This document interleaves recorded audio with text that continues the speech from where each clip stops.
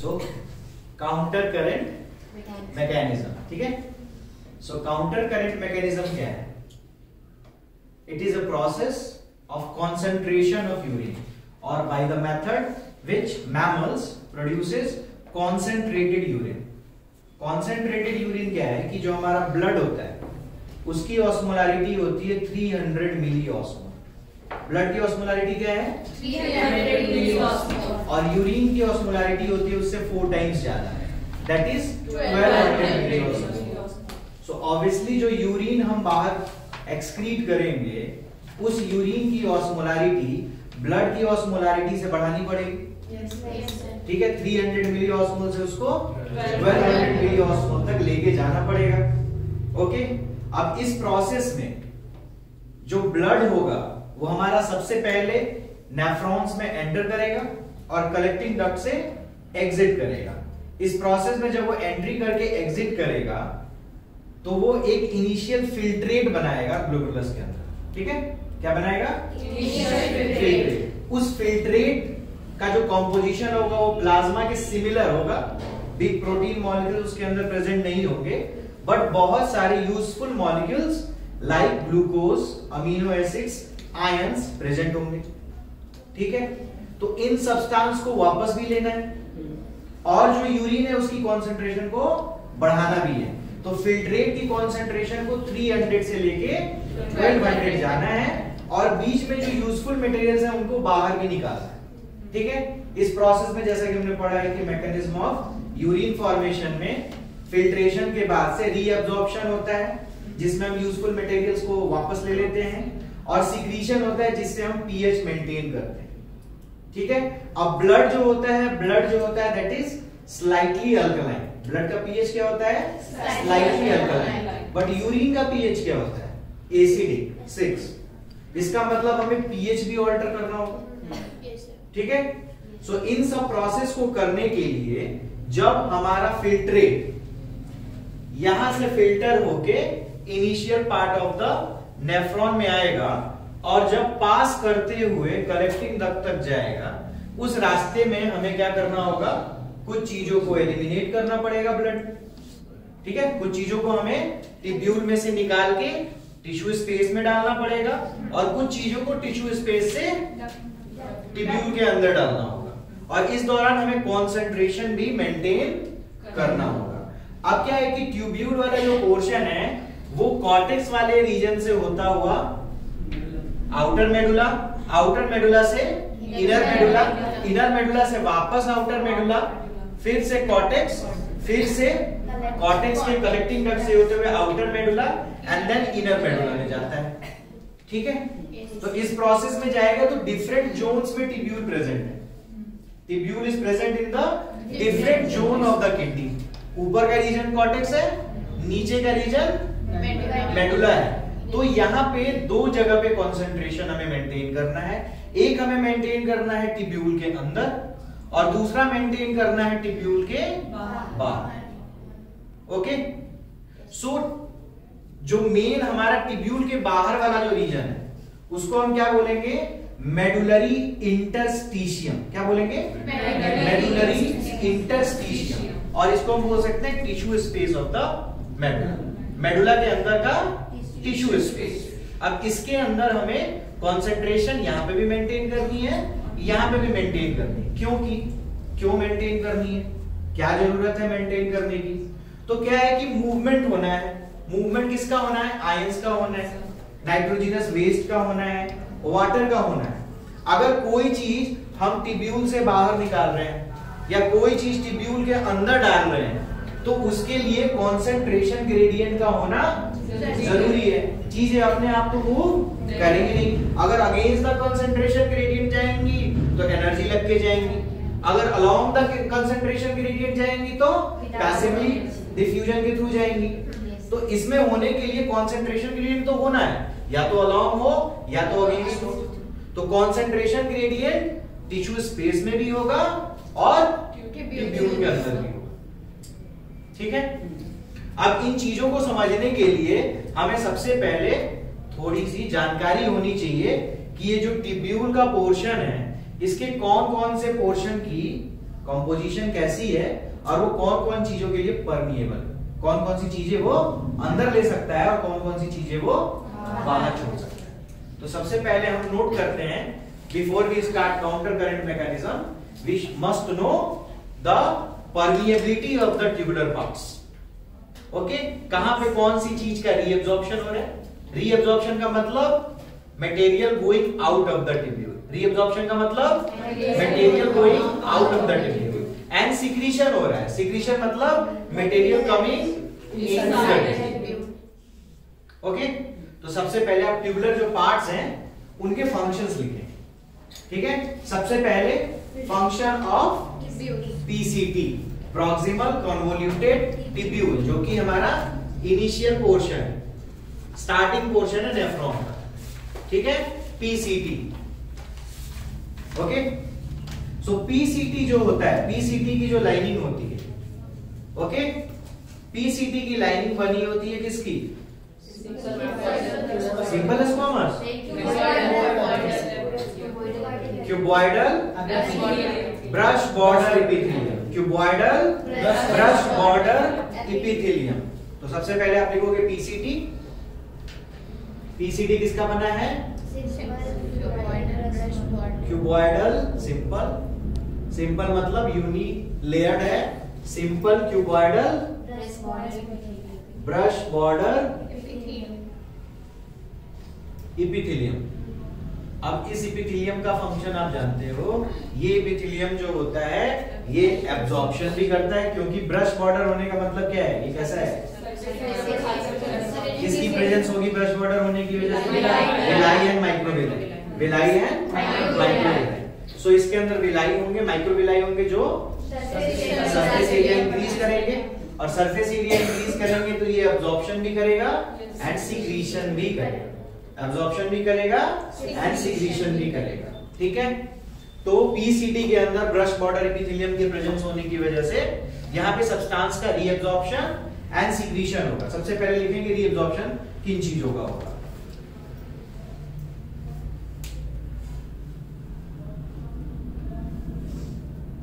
अब देखो, सबसे यूजफुल मटेरियल हमें हम सबसे पहले हटाना है, तो सबसे पहले रीअब्जॉर्प्शन किसका होगा? ग्लूकोज। सबसे पहले ग्लूकोज मतलब nutrients, glucose amino acids, glucose amino acid. 70 to 80% of electrolyte कौन कौन सी चीजें हैं रीअब्जॉर्प्शन में? ग्लूकोज, अमाइनो एसिड्स,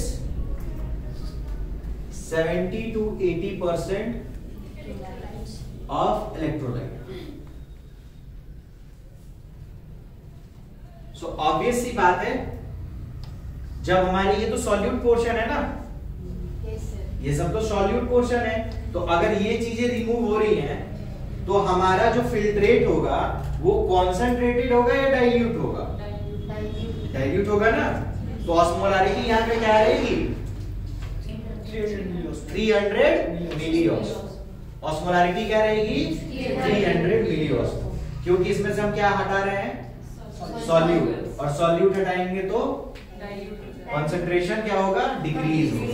कंसंट्रेशन जो होगा वो डिक्रीज होगा। ओके, सो रीअब्जॉर्प्शन हो गया हमारा न्यूट्रिएंट्स का। न्यूट्रिएंट्स में glucose, amino acids and micronutrients में हमारे मिनरल्स जो हैं 70 to 80% of the electrolytes.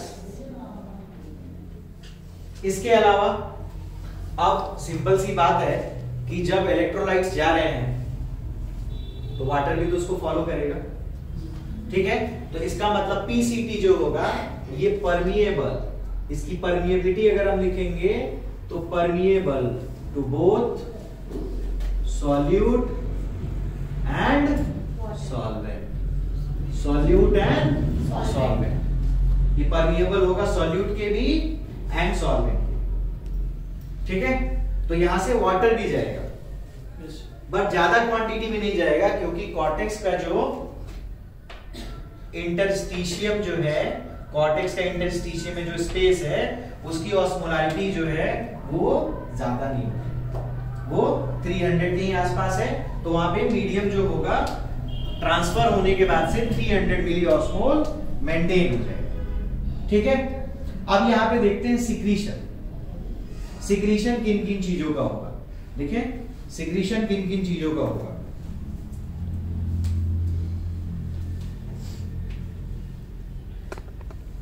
H+, K+ and ammonia. Secretion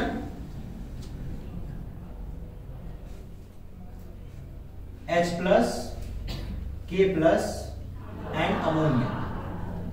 अच्छा, आपने देखा है कि हमारा जो नेफ्रॉन होता है उसके दो फंक्शन होते हैं, elimination of nitrogenous waste and osmoregulation, maintenance of salt and pH. तो अगर H+ का सिक्रीशन हो रहा है, मतलब H+ क्या है? अंदर आ रहा है, K+ जो है अंदर आ रहा है, अमोनिया है अंदर आ रहा है। तो ये चीजें अंदर आ रही हैं, इसको क्या बोलते हैं? सिक्रीशन। और बाहर जाने को क्या बोलते हैं? रीएब्जॉर्प्शन। तो रीएब्जॉर्प्शन में हमारा NaCl जा रहा है बाहर, ग्लूकोज जा रहा है बाहर, अमीनो एसिड जा रहा है बाहर, एंड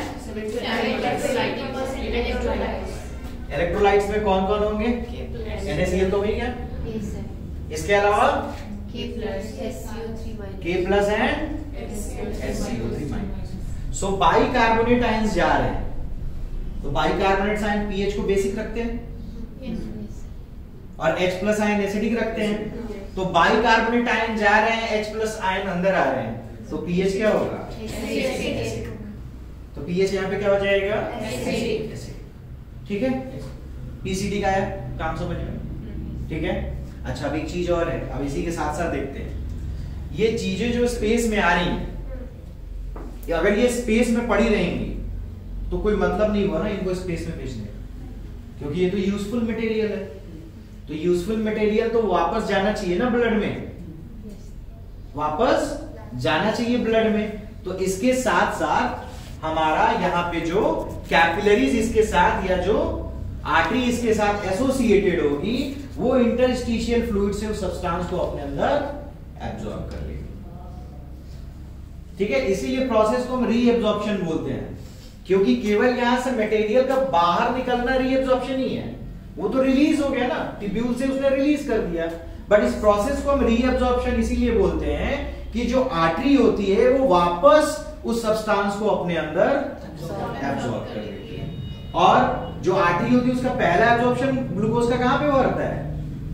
डाइजेस्टिव ट्रैक्ट में। तो फर्स्ट एब्जॉर्प्शन वो है, अब दोबारा यहां से ले रही है तो इसको क्या बोलेंगे? रीएब्जॉर्प्शन। इसीलिए इसका नाम क्या रखा है हमने? रीएब्जॉर्प्शन। सो वो रीएब्जॉर्प्शन करने के लिए हमारे पास क्या है?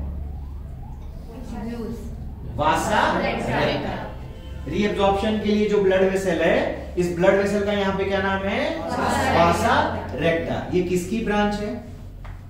इफरेंट आर्टरी होती है। किसकी ब्रांच है? इफरेंट आर्टरी होती है, क्योंकि एफरेंट आर्टरी तो ऑलरेडी न्यूट्रिएंट रिच है, वो तो न्यूट्रिएंट लेके आ रहा है, उसी को तो फिल्टर करके हमने फिल्ट्रेट बनाया है। ठीक है, तो अब ये चीजें अगर मुझे वापस भेजनी है तो उस आर्टेरियोल में भेजूंगा ना। ठीक है, जो इन चीजों से डिवॉइड है, जिसने अपना लूज किया हुआ है यहाँ पे। ठीक है, तो यहाँ पे इसके ऊपर कौन प्रेजेंट होगा? Efferent arteriole. बट एक चीज होती है कि इफरेंट आर्टेरियोल जो होता है वो यहां से निकलने के बाद यहाँ पे डायरेक्ट नहीं आता, वो चला जाता है डीसीटी पे पहले, और वो डीसीटी से नीचे आता है, फिर यहां से ऊपर आता है। ये होता है, यहां से स्टार्ट होता है। तो इस इफरेंट आर्टेरियोल में जो ब्लड है वो यहां पे फ्लो कर रहा था, अब वो फ्लो यहां से कंटिन्यू होता हुआ ऐसे जाता है। इसका मतलब जब इसमें फिल्ट्रेट ऊपर से नीचे जाता है तो इसके साथ लगे हुए वासा रेक्टा में वो नीचे से ऊपर जाता है। ये चीज आई समझ में?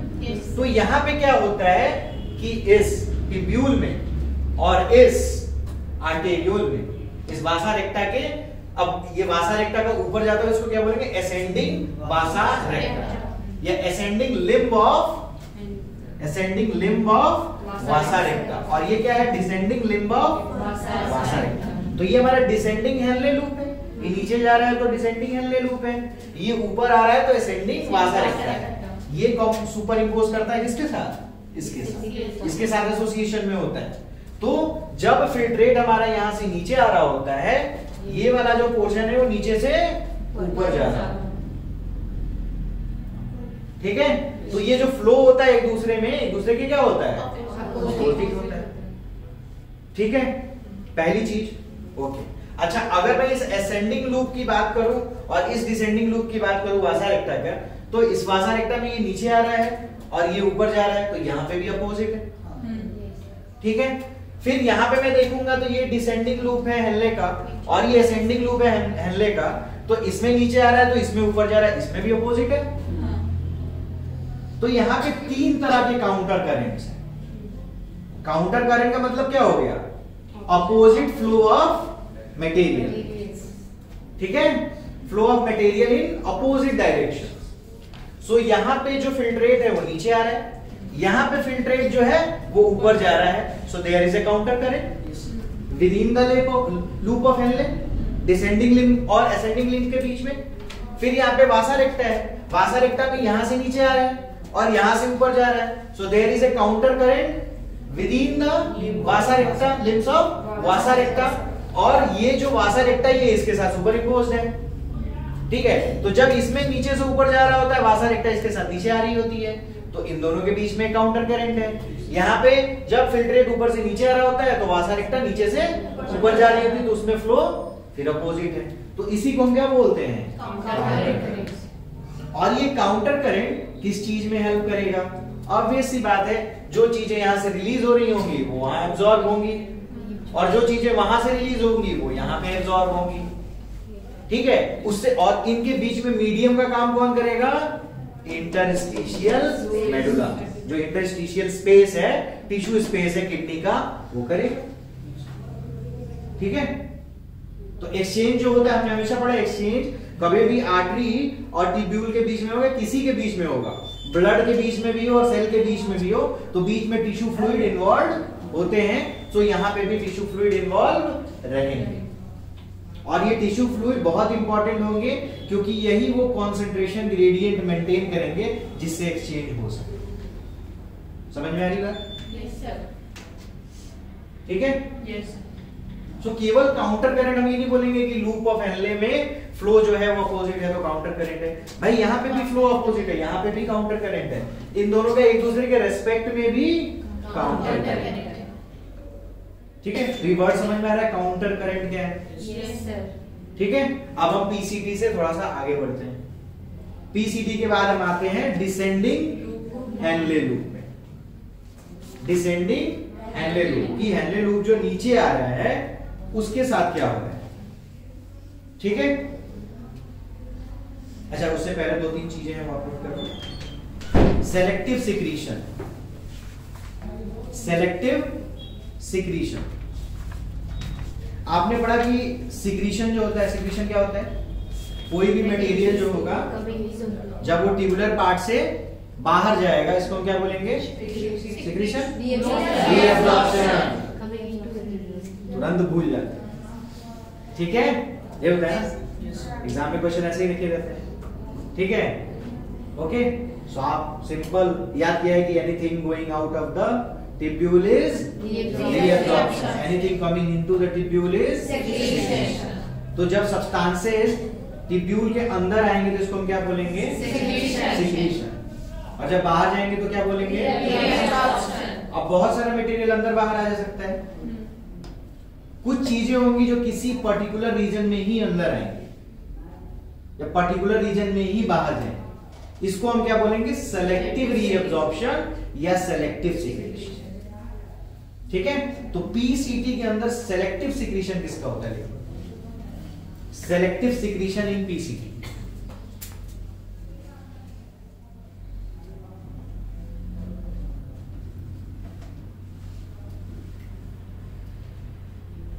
H plus K plus and NH3, H plus K plus and NH3।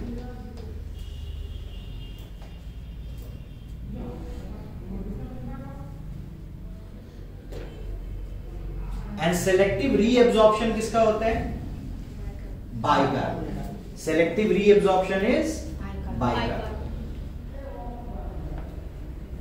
ठीक है।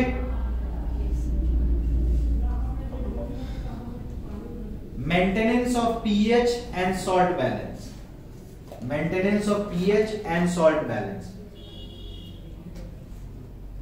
अब देख लो बहुत सारे इलेक्ट्रोलाइट अंदर जा रहे हैं, बाहर आ रहे हैं ना, बट मेंटेनेंस जो होगा पीएच एंड सॉल्ट बैलेंस का, that is by bicarbonate reabsorption, जिसका रीएब्जॉर्प्शन होता है H plus K plus and ammonia secretion. ठीक है, तो इसमें NaCl is not involve, glucose and amino acids are not involve in the maintenance of pH and salt balance. Question ऐसे ही आते हैं ना, which of the following is not involved in the maintenance of pH and salt balance in PCB? So कौन involved नहीं होगा? ठीक है, NaCl involved नहीं होगा, ग्लूकोज इन्वॉल्व नहीं होगा, अमीनो एसिड्स इन्वॉल्व नहीं होगा। ठीक है, अब आते हैं function of descending Henle loop, function of descending Henle loop.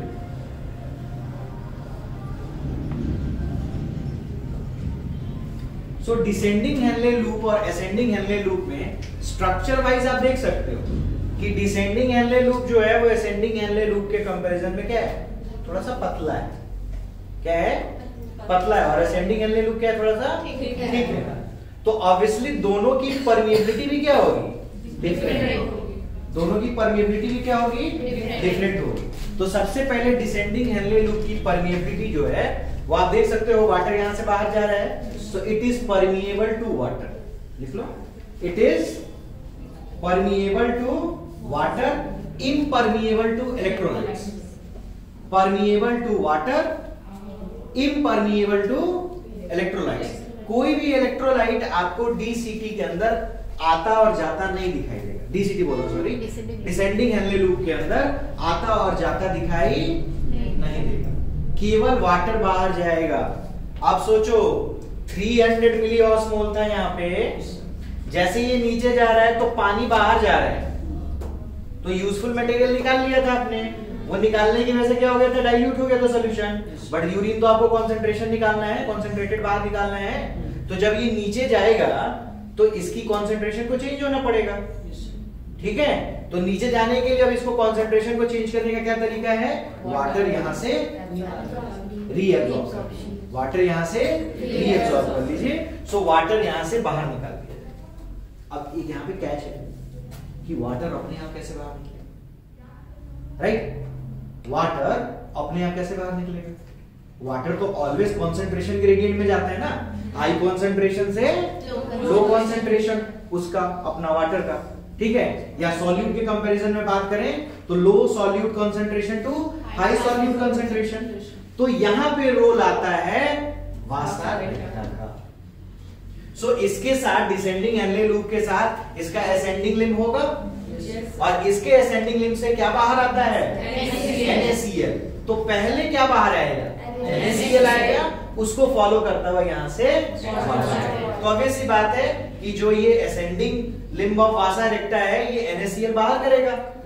जब ये NaCl बाहर करेगा तो इंटरस्टिशियल स्पेस क्या हो जाएगा, हाइपरटोनिक। कैसा हो जाएगा, हाइपरटोनिक। तो ऑब्वियसली वो ट्यूब्यूल पार्ट से क्या करेगा, पानी बाहर खींचेगा, तो इसका कंसंट्रेशन अब इंक्रीज होने लगेगा। ठीक है, तो जैसे ये नीचे जाएगा इसमें से वाटर बाहर जाएगा, और ये फिल्ट्रेट, अभी ये यूरिन नहीं बना है तो इसको अभी हम फिल्ट्रेट ही बोलेंगे। ठीक है, क्योंकि फिल्टर होकर आया हुआ सब्सटेंस है ना यहाँ पे। तो जैसे जैसे ये नीचे जाएगा ये क्या होगा, वाटर इससे बाहर जाएगा। क्यों जाएगा, क्योंकि वासा रेक्टा क्या रिलीज कर रहा है, NaCl in the interstitial space. So इस रिलीज होने की वजह से वाटर यहां से बाहर जाता है, और ये नीचे जाता हुआ फ्लूइड क्या हो जाता है, कंसंट्रेटेड। तो क्या बोलो कि इस करंट ने इस करंट के ऑस्मोलारिटी को कंट्रोल किया, तो that is counter current, right? कि इसने जो ऊपर जा रहा है इसने सॉल्ट निकाला तो इसने वाटर निकाला। तो इंटरस्टिशियल फ्लूइड की जो ऑस्मोलारिटी है उसको ये कंट्रोल कर रहा है। ठीक है, ये जितना ज्यादा सॉल्ट निकालेगा वहां से उतना ज्यादा ही पानी निकलेगा। और नीचे जाता हुआ सॉल्यूशन हमारा कॉन्सेंट्रेटेड हो जाएगा। करेक्ट? तो डिसेंडिंग लूप ऑफ हेनले में आया समझ में क्या आ रहा है? डिसेंडिंग लूप ऑफ हेनले में, क्योंकि डिसेंडिंग लूप ऑफ हेनले जो है वो इम्परमिएबल टू सॉल्ट है, तो ये खुद सॉल्ट नहीं निकाल सकता। और सॉल्ट निकालेगा क्यों? इसको तो कॉन्सेंट्रेटेड होना है ना, तो सॉल्ट निकालने का कोई मतलब भी नहीं बनता है। ऊपर से नीचे जा रहा है, तो अगर ये सॉल्ट के लिए परमिएबल होगा तो इससे सॉल्ट बाहर चला जाएगा। ठीक है, तो ये सॉल्ट नहीं निकाल के क्या निकालता है? वाटर। और क्योंकि 70 to 80% सॉल्ट तो वो पहले ही निकाल देता है। ठीक है, ओके। तो ऑस्मोटिक बैलेंस इसका मेंटेन करने के लिए वासा रेक्टा को NaCl रिलीज करना पड़ता है इन द मेडुलरी इंटरस्टिशियम। क्या लिखेंगे? Vasa recta releases salts into medullary interstitium. ठीक है, and it is followed by reabsorption of water from descending Henle loop, and it is followed by reabsorption of water from descending Henle loop,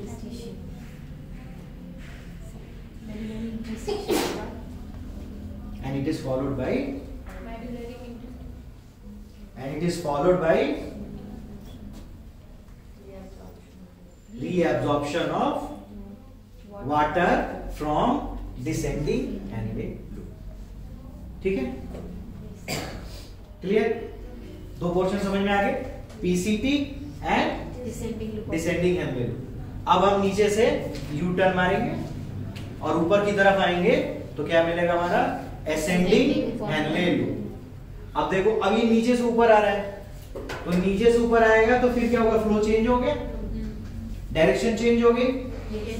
ठीक है, ascending lip में ऊपर से नीचे जा रहा था, यहाँ पे नीचे से ऊपर आ रहा है, तो वापस कंसंट्रेशन चेंज होगा 1200 to 300, 1200 to 300। ओके, और इसके साथ कौन सा एसोसिएटेड होगा?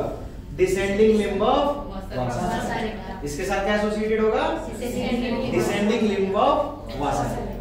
अब यहाँ पे असेंडिंग Henle loop के बारे में लिख लो। It is impermeable to water, impermeable to water, impermeable to water,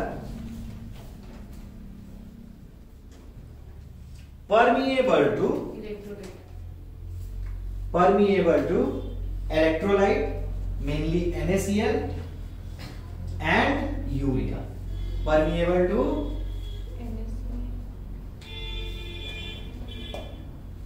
अब असेंडिंग Henle loop में ध्यान देना, दो रीजन है। असेंडिंग Henle loop में पूरा रीजन मोटा नहीं है, पूरा रीजन थिक नहीं है।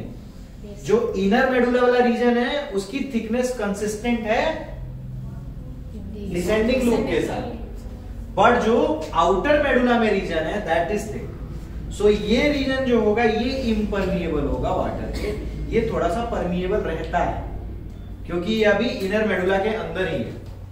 ठीक है, तो ये वाटर के साथ परमिएबल हो जाता है। और यूरिया, सो ये यूरिया जो यहां से निकलता दिखाई दे रहा है ना, वो यहां पे एंटर करता है।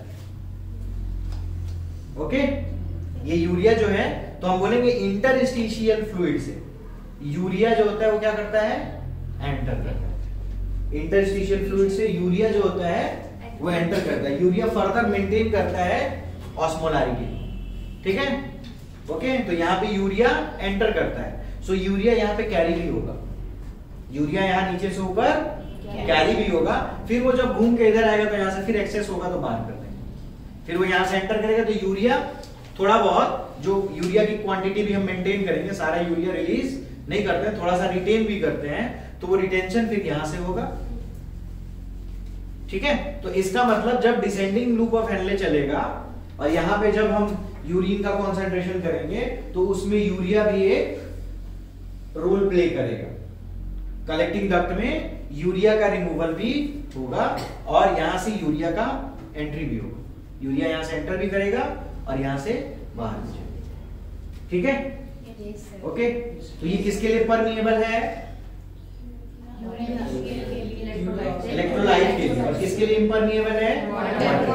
अब करना क्या है, जब नीचे से ऊपर जा रहे हैं तो डाइल्यूट करना है, नीचे से ऊपर जा रहे हैं तो डाइल्यूट करना है, बट वाटर तो आप एंट्री करा नहीं सकते, वाटर की एंट्री तो बंद है क्योंकि वाटर के लिए परमिएबल है नहीं, तो डाइल्यूट कैसे करोगे? सॉल्ट हटा के। तो आपने मेजॉरिटी ऑफ सॉल्ट तो यहाँ हटा लिया था, कुछ और सॉल्ट हटाना है तो वो यहाँ पे हटा के उसको डाइल्यूट करें। ठीक है। अब क्वेश्चन है कि फिर इस लूप बनाने की क्या जरूरत है? डायरेक्टली यहीं से कलेक्टिंग डक्ट में डाल देते और निकाल देते बाहर, राइट? Yes sir. ठीक है। बट अभी सारे इलेक्ट्रोलाइट हमने एब्जॉर्ब नहीं किए हैं, सारे इलेक्ट्रोलाइट जो हैं वो एब्जॉर्ब नहीं हुए, कुछ इलेक्ट्रोलाइट बाकी हैं, तो उनको बाहर निकालना है और बाहर निकालने के लिए फिर से डाइल्यूट करना पड़ेगा। इसीलिए जब ये नीचे से ऊपर जाता है तो आपने पढ़ा होगा ना, बहुत सारे ऑर्गेनिजम्स होते हैं जहां पे वाटर कंजर्वेशन नहीं करना है ज्यादा।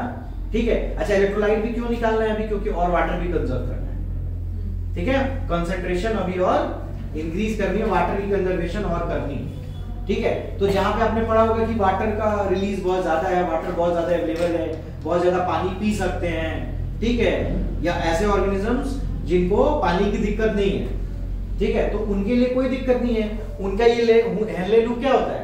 रिड्यूस्ड होता है, होता ही नहीं है, ना के बराबर होता है, राइट? जिसको हम क्या बोलते थे? Cortical nephrons.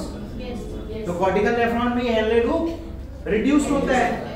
ठीक है। तो वहां पे इसका मतलब क्या हुआ कि यहां से निकलता है डायरेक्ट कलेक्टिंग डक्ट में ही जा रहा है ना। Yes sir. तो वहां पे कोई दिक्कत नहीं है। ठीक है। बट जहां पे वाटर कंजर्वेशन करनी है आपको, वहां पे हेनले लूप को क्या होना पड़ता है? लंबा होना पड़ता है। ऐसे नेफ्रॉन्स को हम क्या बोलते थे? Juxta medullary. ठीक है। तो ये जक्स्टा मेडुलरी नेफ्रॉन में होगा कि यहाँ पे हेनले लूप ठीक होगा और ये वापस जाते वक्त वापस डाइल्यूट करना है, तो डाइल्यूट करने के लिए सॉल्ट को बाहर करेंगे क्योंकि वाटर बाहर नहीं हो सकता, नॉट परमिएबल टू वाटर। ठीक है। अच्छा, अब सॉल्ट बाहर होना है और पानी बाहर होना नहीं है, तो सॉल्ट की मूवमेंट जो होगी वो अगेंस्ट द कंसंट्रेशन ग्रेडियंट होगी ना। Yes sir. तो ये एक्टिव होगी या पैसिव होगी? सो यहाँ पे मूवमेंट क्या होगी? एक्टिव। एनर्जी लगा के चीजों को यहाँ से यहाँ बाहर करेगा, एनर्जी लगा के बाहर करेगा। ठीक है। तो यहाँ पे लिख लो रीअब्जॉर्प्शन किसका होगा? Reabsorption of NaCl, reabsorption of NaCl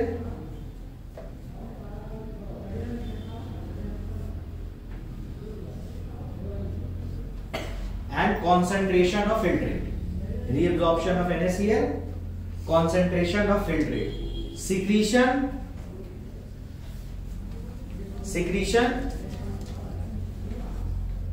none. secretion क्या होगा? none. secretion क्या होगा? none. और small amount of urea is secreted at the start of the ascending. small amount of urea is secreted at the start of the ascending limb. Majority portion में secretion क्या होगा? 0, कुछ नहीं, none. केवल क्या होगा? रीअब्जॉर्प्शन। ठीक है। क्लियर? Yes sir.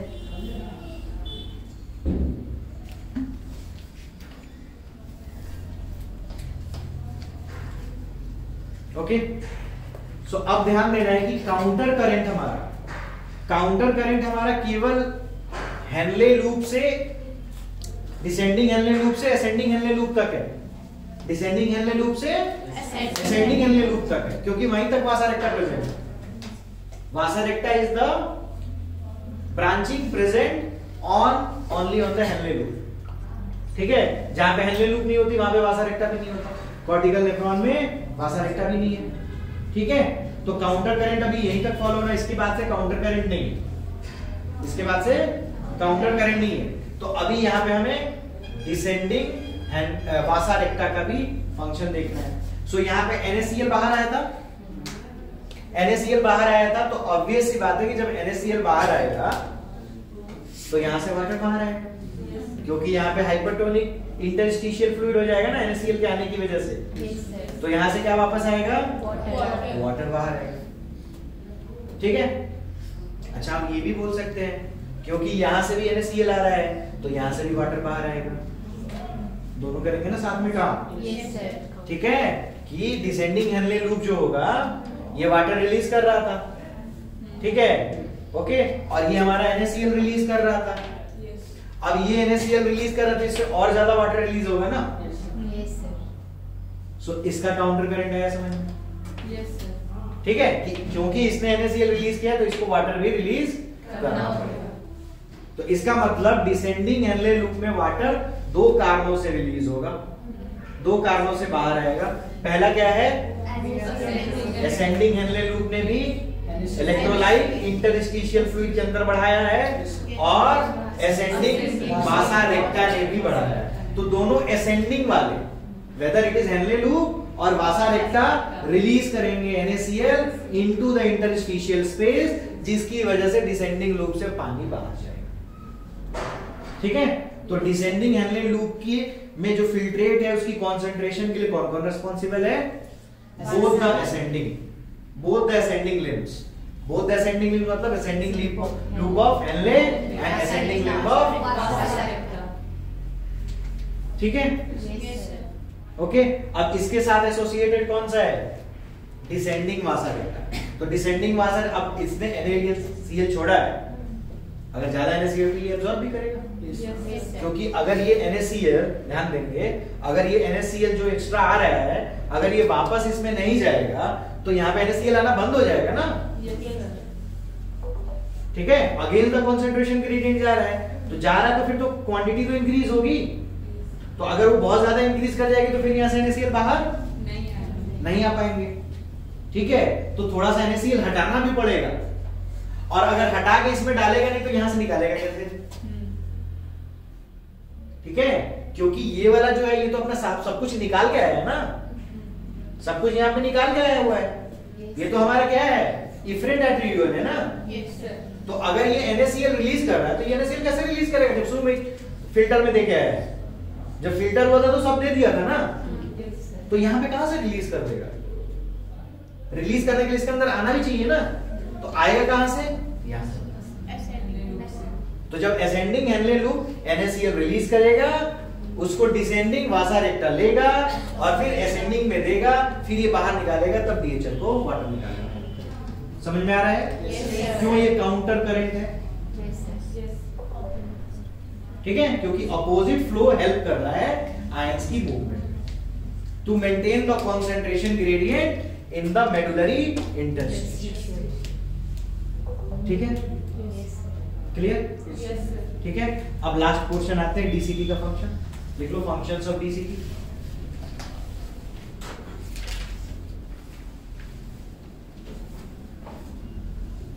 सो DCT के अंदर अब फाइनल, क्योंकि अब यहां से यूरिन कहां चला जाना है? अब यहाँ पे यूरिन कलेक्टिंग डक्ट में चला जाना है, फिल्ट्रेट जो है वो कलेक्टिंग डक्ट के अंदर चला जाना है। Majority of reabsorption and secretion हो चुकी है। तो यहाँ पे आपका काम बस इतना है कि अब आप यूरिन रेडी कर दो, नाइट्रोजनस वेस्ट के साथ यूरिन रेडी कर दो, केवल वाटर क्वांटिटी एडजस्ट करके उसको बाहर कर देना। ठीक है, सो यहाँ पे कंडीशनल रीअब्जॉर्प्शन होगा, मतलब अगर जरूरत है तो रीअब्जॉर्प्शन होगा। तो DCT में क्या होता है? Conditional reabsorption. देख लो, DCT के अंदर क्या होता है? कंडीशनल रीअब्जॉर्प्शन, कि डिपेंडिंग ऑन कि आपने एक दिन में कितना पानी पिया, पानी कम पी रहे हो कि ज्यादा पी रहे हो। अगर अच्छा खासा पानी पी रहे हो तो इधर आप कुछ रीअब्जॉर्प्शन कराने की जरूरत नहीं है, जाने दो। बट अगर कम पानी पी रहे हो, पानी पीना भूल गए, जैसे ठंड में पानी ठंडा होता है तो थोड़ा कम पीते हैं। Yes, sir. ठीक है, Yes, sir. ओके। तो पानी कम पिएंगे तो क्या होगा? कॉन्सेंट्रेट, और पानी बचाना पड़ेगा ना बॉडी को, तो बॉडी को पानी बचाने के लिए और कॉन्सेंट्रेटेड करना पड़ेगा, तब तो थोड़ा सा सेलेक्टिव काम इधर करना पड़ेगा। तो सेलेक्टिव रीअब्जॉर्प्शन है, अगर होगी तो किसकी होगी वो लिख लो। सेलेक्टिव रीअब्जॉर्प्शन ऑफ सोडियम, मतलब NaCl, क्योंकि देखो सोडियम एक्टिवली बाहर जाता है, क्लोरीन उसके पीछे पैसिवली जाता है।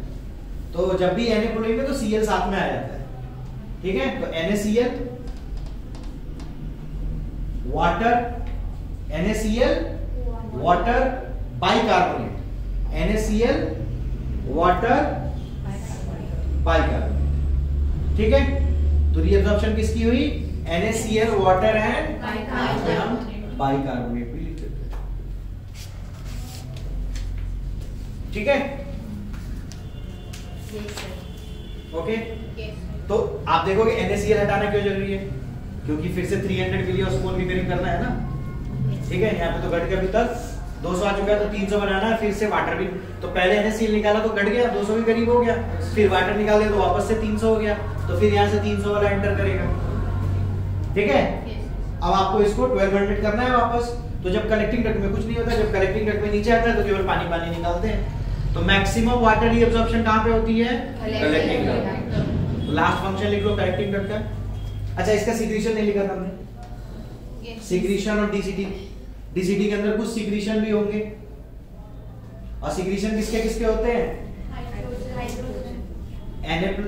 H plus, K plus and ammonia. तो सीक्रेशन होगा तो किसका होगा, H plus, K plus and. इससे क्या होगा, पीएच मेंटेन कैसे, इससे क्या मेंटेन होगा, यहाँ पे किस चीज का सीक्रेशन होता है, यहाँ पे किस चीज का सीक्रेशन होगा, किसी भी चीज का नहीं, यहाँ पे किसी भी चीज का सीक्रेशन नहीं होगा। ठीक है, आपसे क्वेश्चन पूछा जाएगा कि the ions secreted in ascending Henle loop, no secretion. ठीक है, तो इसका आंसर क्या रहेगा, नन ऑफ दीज। ठीक है, ओके। अब उसका से कलेक्टिंग डक्ट में लिख लो, कलेक्टिंग डक्ट। तो डीवीआर का H2O कहाँ गया, किसका, डीवीआर में जो H2O निकला वो इसमें जो हो सकता है AHL में, डीवीआर में H2O निकला, उससे जैसे में हो सकता है AHL में कंसंट्रेशन कम करने के लिए।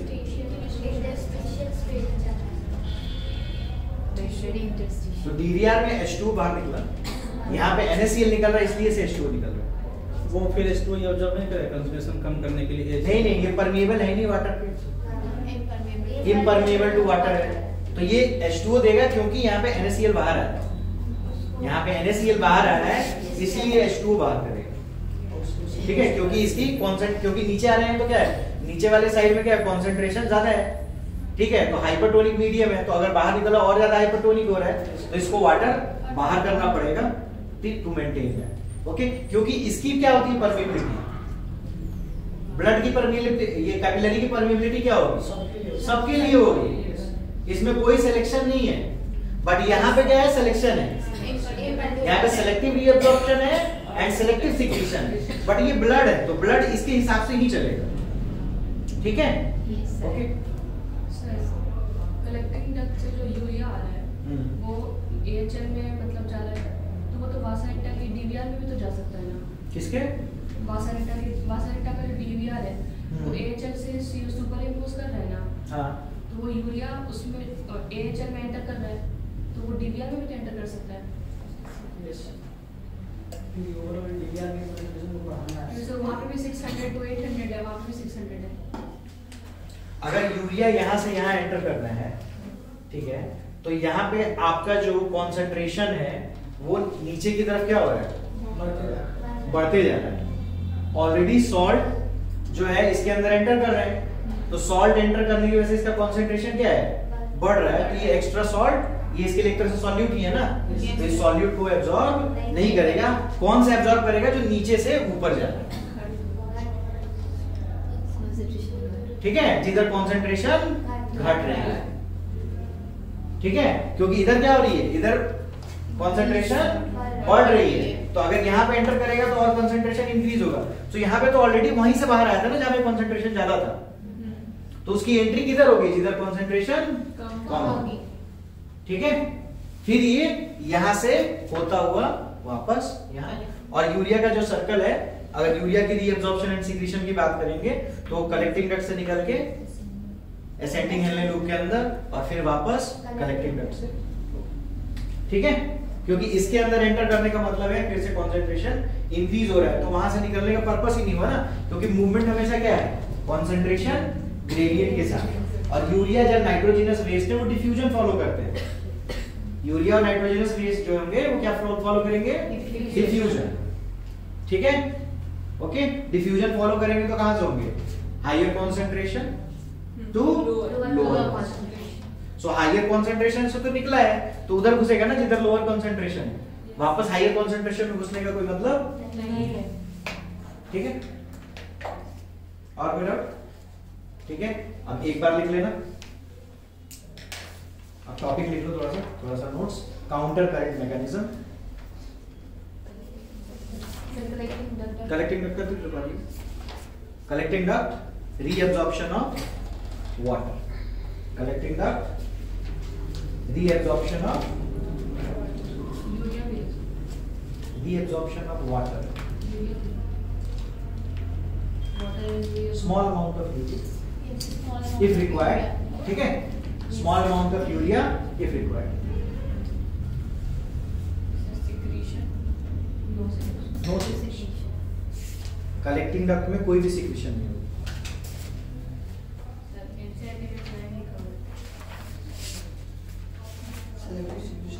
सेलेक्टिव सिक्रीशन कभी कभी हो सकती है, ठीक है, बट वो बहुत ही नेग्लिजिबल होती है, ठीक है, to maintain the salt and pH balance, ठीक है, सिलेक्टिव हो सकता है।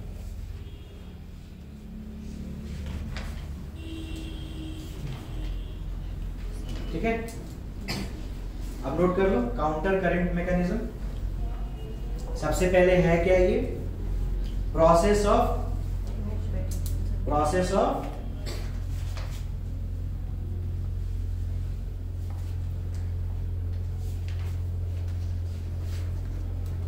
process of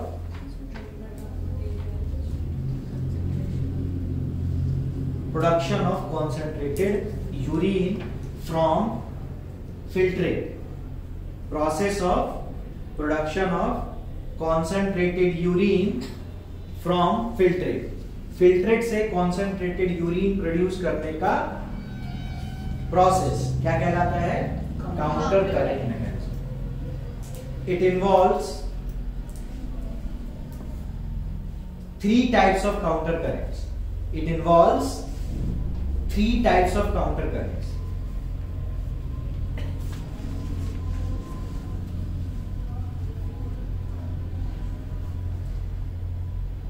Number 1,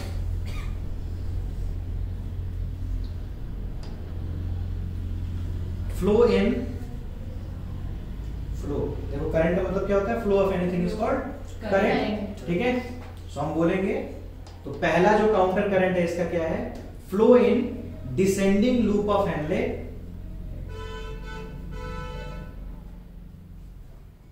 opposite to ascending loop of Henle. Flow in descending loop of Henle opposite to ascending loop of Henle. ये पहला काउंटर करंट हो गया, ठीक है। दूसरा फ्लो इन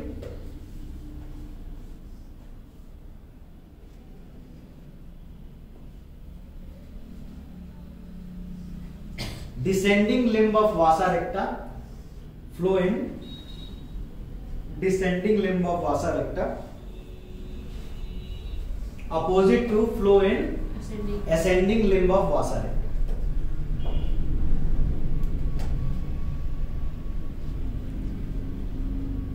ठीक है। एंड थर्ड है flow in Henle's loop opposite to vasa recta, flow in Henle loop opposite to vasa recta, flow in Henle's loop opposite to vasa recta, ठीक है।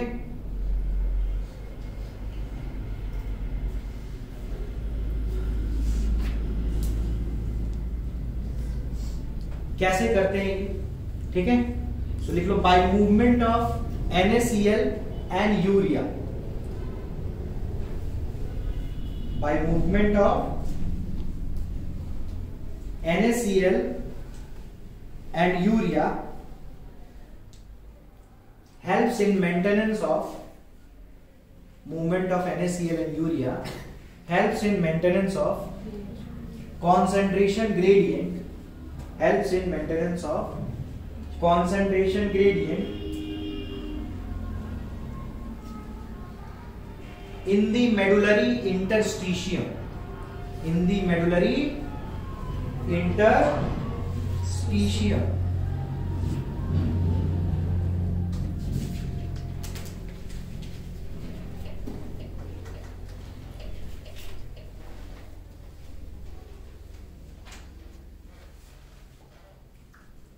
Medullary interstitium.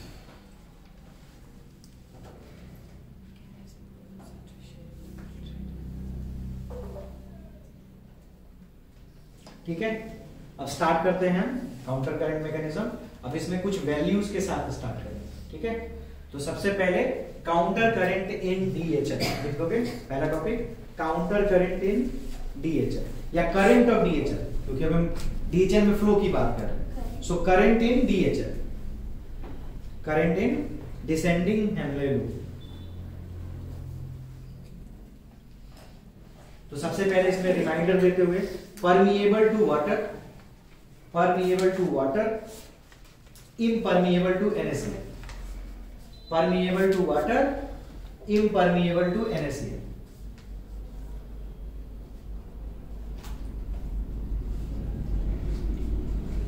Permeable to water, impermeable to NaCl. ठीक है, water moves out, water should move out, water should move out as the filtrate flow, as the filtrate flow from cortex, as the filtrate flow from cortex to outer medulla and then to inner medulla. ठीक है, it is permeable to water, impermeable to NaCl. So water must move out, या water should move out as the filtrate flow from cortex to outer medulla to inner medulla. ठीक है, okay. It is caused by, अभी होगा कैसे, water की movement होगी कैसे? It is caused by release of NaCl, release of NaCl into medullary interstitium by ascending limb of vasa recta, and ascending Henle loop, ascending limb of vasa recta and ascending Henle loop. ठीक है, values लिखोगे।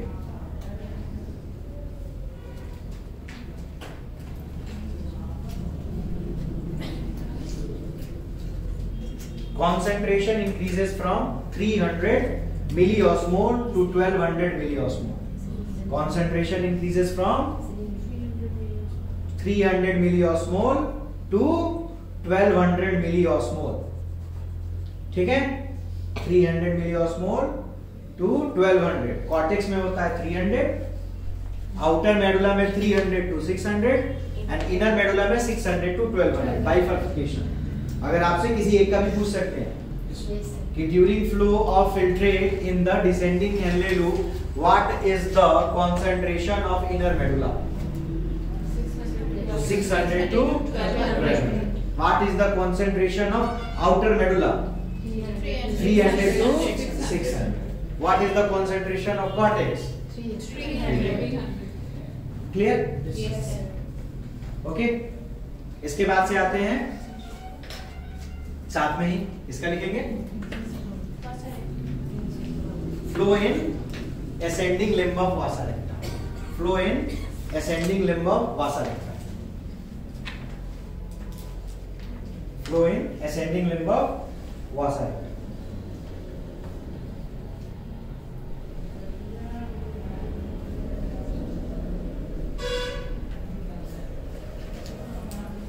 ठीक है, सो इसमें simple है, release of NaCl, release of NaCl into interstitial space, release of NaCl into interstitial space,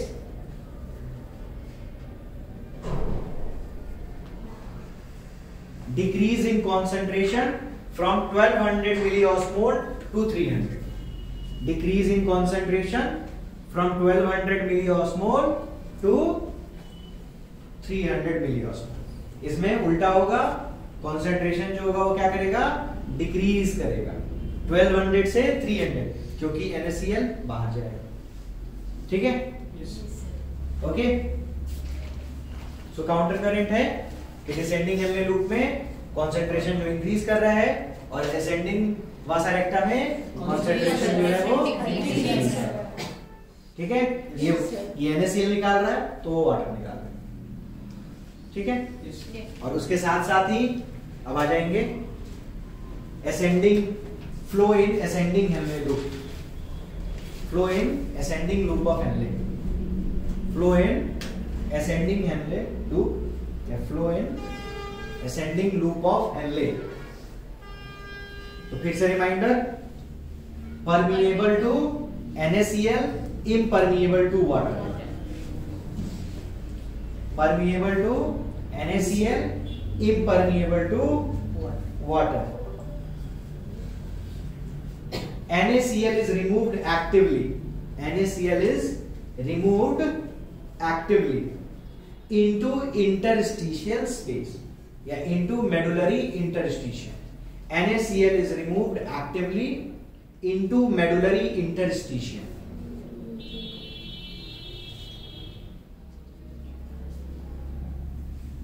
ठीक है, from thick region of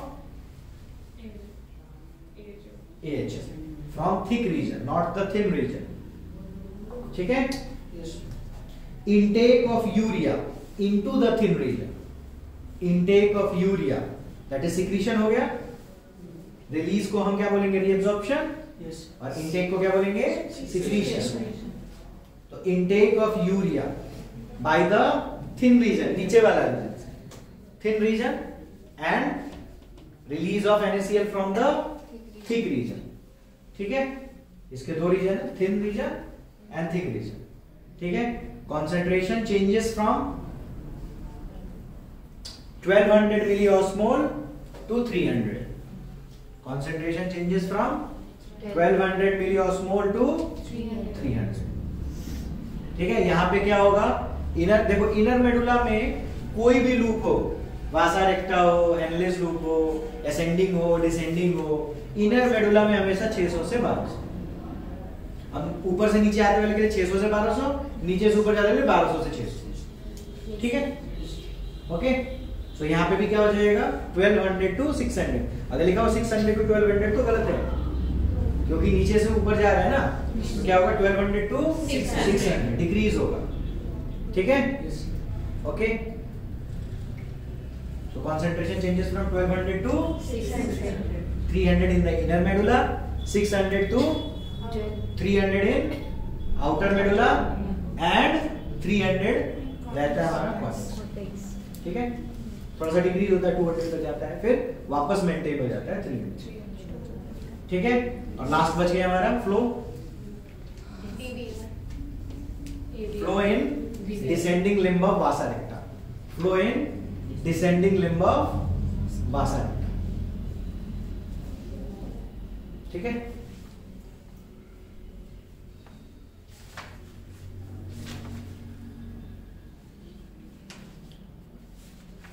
यहां पे लिखोगे इनटेक ऑफ NaCl। NaCl क्या करेगा, ये इनटेक करेगा, intake of NaCl from interstitial space या मेडुलरी इंटरस्टिशियम। अगेन इससे क्या हेल्प मिलेगी, और NaCl रिलीज होने में। ठीक है, ओके। और यही NaCl जो होगा that will come out when it will go out. ठीक है, असेंडिंग जब अप जाएगा तो यही NaCl फिर से बाहर आ जाएगा। ठीक है, क्योंकि पहले से ही NaCl से इसमें था ही नहीं बिल्कुल, जब ये एफिनिटी से निकला था तो इसमें NaCl नहीं था, तो अगर ये NaCl आगे चल के रिलीज करेगा तो जादू से तो रिलीज करेगा नहीं, इसको कहीं बीच में लेना पड़ेगा, इसीलिए ये वहां से आता है, यहां से नहीं आता। इसका स्टार्ट जो होता है एफिनिट आर्ट्रियोल का वो DCT से होता है, ये DCT से नीचे आता है, ठीक है, PCT से नहीं आता। इसके साथ साथ अलोंग द करंट नहीं जाता, काउंटर करंट इसीलिए आता है, ठीक है, क्योंकि उसके अंदर NaCl नहीं है और उसको NaCl लेना पड़ेगा। और NaCl कहां पे निकल रहा है? असेंडिंग इनले लूप में, तो उसके साथ ही होना पड़ेगा कि वहां से निकले तो ये इनटेक कर पाए, ठीक है। So intake of NaCl, release of H2O, intake of NaCl, release of H2O, क्योंकि H2O रिलीज करेगा तब तो और कंसंट्रेटेड होगा ना, ठीक है, क्योंकि ये ऊपर से क्या हो रहा है, नीचे आ रहा है, तो इसको अपनी कंसंट्रेशन बढ़ानी है, तो NaCl लेना भी पड़ेगा और पानी छोड़ना भी पड़ेगा, ठीक है। और देखो उसके पानी को निकालने में ये यूरिया भी तो हेल्प करेगा। अगर ये यूरिया बाहर आया है तो बाहर कोई हाइपरटोनिक ही बनाएगा ना, तो पानी वहां से बाहर भी निकलेगा, तो यूरिया अंदर जाने का तो मतलब नहीं है, हमें तो कंसंट्रेट करना है ना, तो पानी को बाहर निकालना है, पानी को बाहर निकालने के लिए तो यूरिया हम लेके आ रहे हैं, ठीक है, ओके। तो इससे हमारा वाटर भी बाहर आएगा और NaCl अंदर जाएगा। Concentration increases from 300 milliosmol to 1200, concentration increases from 300 milliosmol to 1200 milliosmol, ठीक है। Yes, sir. एंड लास्ट में collecting duct, release of H2O, release of H2O and release of urea, release of H2O, release of urea, selective secretion of K plus and H plus, selective secretion of K plus and H plus, ठीक है। और finally हमारा जो urine होगा वो produce हो गया 1200 milliosmole का, यूरिन जो होगा वो प्रोड्यूस हो गया 1200 मिलीऑस्मोल का। ये हमारा कलेक्टिंग डक्ट्स कहां पे ओपन होंगे? कैलिसेस में, ठीक है। कैलिसेस कहां ओपन होंगे? रीनल पेल्विस में। और रीनल पेल्विस कहां ओपन होगी? हाइलम जगह है, वो तो नॉच है यूरेटर में, यूरेटर में, और यूरेटर से कहां आ जाएगी? ब्लैडर में, ब्लैडर में स्टोर होगी। जब वॉल्यूम बढ़ेगा तो स्ट्रेच होगा, ये सिग्नल लेके जाएगा सीएनएस को, सीएनएस जो होगा वो क्या करेगा? कॉन्ट्रैक्शन करेगा स्मूथ मसल्स का जो कि यूरिनरी वाटर ब्लैडर वॉल में प्रेजेंट होंगे, और रिलैक्सेशन करेगा यूरेथ्रल स्फिंक्टर का। यूरेथ्रल स्फिंक्टर जो होगी उसकी रिलैक्सेशन होगी, और यूरिन जो होगा वो क्या हो जाएगा? बॉडी से बाहर हो जाएगा। इस प्रोसेस को हम क्या बोलते हैं? प्रोसेस को क्या बोलेंगे? The urine produces the osmolarity of 1200 milliosmol or 4 times the blood plasma. क्या बोल सकते हैं? 4 times the blood plasma या 4 टाइम ऑफ फिल्ट्रेट, ठीक है, और 1200 मिली। कलर क्या होगा यूरिन का? Pale yellow. पीएच कितना होगा? 6। Quantity of urea excreted in a day?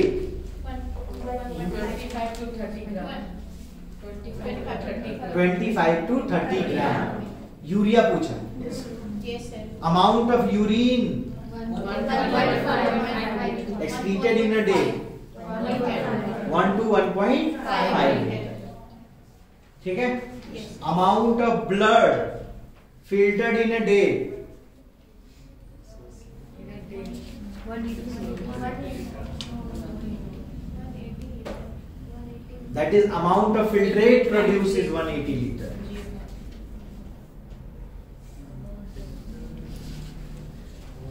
Amount of filtrate produced is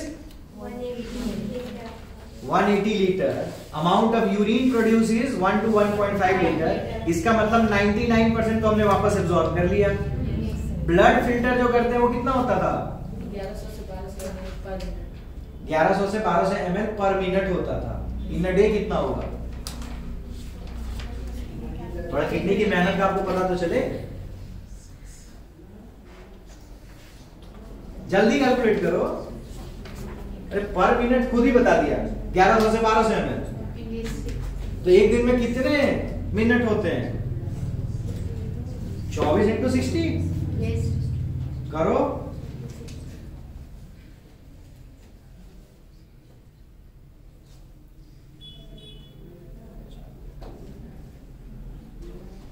It's 1728 liter. 1728 liter. 1728 liter. तो ऑलमोस्ट 1700 लीटर। इतना पानी, इतना ब्लड रोज हमारा किडनी क्या करता है? फिल्टर करता है। और हमारे बॉडी में कितना अप्रॉक्स होता है? 5 लीटर। तो अब बताओ कि कितनी बार पास होता है ब्लड? मैथ्स आती है ना?